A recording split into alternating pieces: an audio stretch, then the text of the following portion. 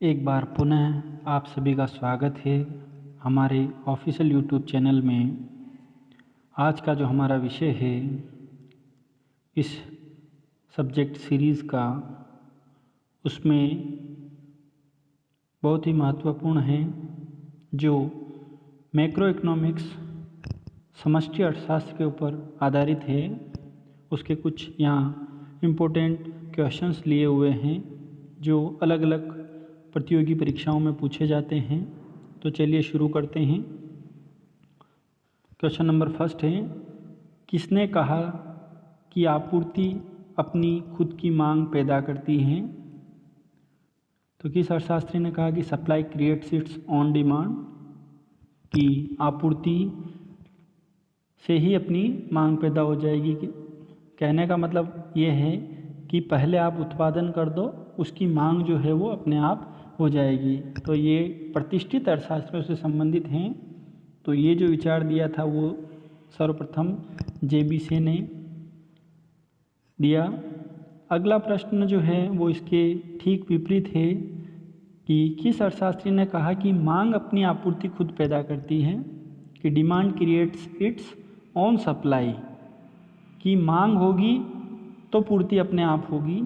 तो ये जो विचार दिया ये JM किन्स ने दिया कि मांग होनी चाहिए पहले, फिर उसके बाद उसकी आपूर्ति या उत्पादन किया जाएगा। अगला प्रश्न है कि विश्वव्यापी मंदी, महामंदी जिसको हम कह रहे हैं ग्रेट डिप्रेशन, कब हुई थी? तो हमें पता है कि विश्वव्यापी महामंदी जो है वो USA में हुई थी, USA के न्यूयॉर्क शहर में, जिसका प्रभाव जो है विश्व स्तर पर देखने को मिला। और महामंदी इसलिए कहा क्योंकि ये 10 साल तक चली थी। तो ये थी 1929 में, 1929 में इसकी शुरुआत हुई और 1939 तक ये चली। अगला प्रश्न है, भारत की राष्ट्रीय आय किसके द्वारा अनुमानित होती हैं? तो राष्ट्रीय आय का जो अनुमानित करने का कार्य है वो भारत में केंद्रीय सांख्यिकी संगठन, जिसको हम CSO कहते हैं, उसके द्वारा किया जाता है। अगला प्रश्न है, GST goods and service tax जो हैं, वस्तु एवं सेवा कर, वो किस प्रकार का कर है? तो वस्तु और सेवा कर जो हैं वो अप्रत्यक्ष प्रकार का कर हैं। अप्रत्यक्ष कर का मतलब ये होता है कि ये लगाया किसी एक के ऊपर जाता है और भुगतान कोई दूसरा करता है। जबकि प्रत्यक्ष कर में क्या होता है, जिसके ऊपर ही कर लगाया जाता है उसको ही उसका भुगतान करना होता है, जैसे आय के ऊपर लगने वाला कर। तो यहाँ क्या कर रहा है, विक्रेता जो है, जो दुकानदार है जो बेच रहा है, वो किससे ले रहा है? उपभोक्ताओं से कर ले रहा है। तो GST जो है वो अप्रत्यक्ष प्रकार का कर हैं। आगे का जो प्रश्न है वो हैं शब्दावली पर आधारित हैं, टर्मिनोलॉजी पर, कि बूल एंड बियर जो शब्दावली हैं वो किससे संबंधित है? तो बूल जो है वो तेजी को बताता है, सांड जिसे कह रहे हैं हम, और बियर जो है भालू हैं, वो मंदी की स्थिति को बताता है। तो बूल और बियर जो हैं ये शब्दावली बाजार से संबंधित हैं। तो शेयर बाजार से संबंधित ये स्टॉक मार्केट या शेयर बाजार से संबंधित ये शब्दावली हैं। अगला प्रश्न जो है वो है निर्धनता, पॉवर्टी, निर्धनता का दुष्चक्र, विश्व सर्कल ऑफ पॉवर्टी। निर्धनता का दुष्चक्र किसने दिया? तो ये दिया है रेगनर नरक्से ने, कि निर्धनता का जो एक है वो चक्र अर्थव्यवस्था में चलता है।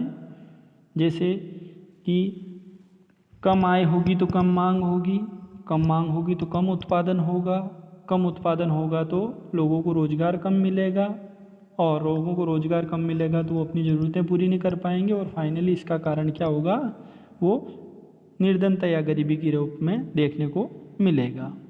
अगला प्रश्न है कि भारत में वार्षिक वित्तीय विवरण, जिसको क्या कहते हैं, बजट, संविधान में बजट शब्द का उल्लेख नहीं है, उसको क्या कहा है? वार्षिक वित्तीय विवरण। एक अर्थव्यवस्था का पूरे साल भर का लेखा जोखा जो है वो अकाउंट जो है उसको बजट कहेंगे हम। तो भारत में वार्षिक वित्तीय विवरण अर्थात बजट के गठन का प्रावधान संविधान के किस अनुच्छेद में बताया हुआ है?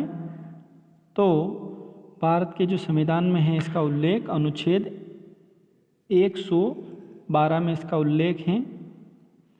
अगला प्रश्न है हमारा कि भारत में वित्त आयोग फाइनेंशियल कमीशन के गठन का प्रावधान संविधान के किस अनुच्छेद में वर्णित हैं? तो प्रश्न को समझ लें कि वित्त आयोग का काम क्या है? केंद्र और राज्यों के बीच जो वित्त के जो संसाधन हैं उनका हस्तांतरण करना है कि जो कर लिए जा रहे हैं सरकार द्वारा, केंद्र सरकार द्वारा, उनका राज्यों के बीच वितरण किस तरीके से होगा। तो हर 5 साल के लिए वित्त आयोग का गठन किया जाता है। अभी 15वां वित्त आयोग जो है वो चल रहा है। तो इसका जो उल्लेख किया हुआ है वो संविधान के अनुच्छेद 280 में किया हुआ है। तो आज हमने जो मैक्रो इकोनॉमिक्स से संबंधित प्रश्न हैं उनके बारे में पढ़ा।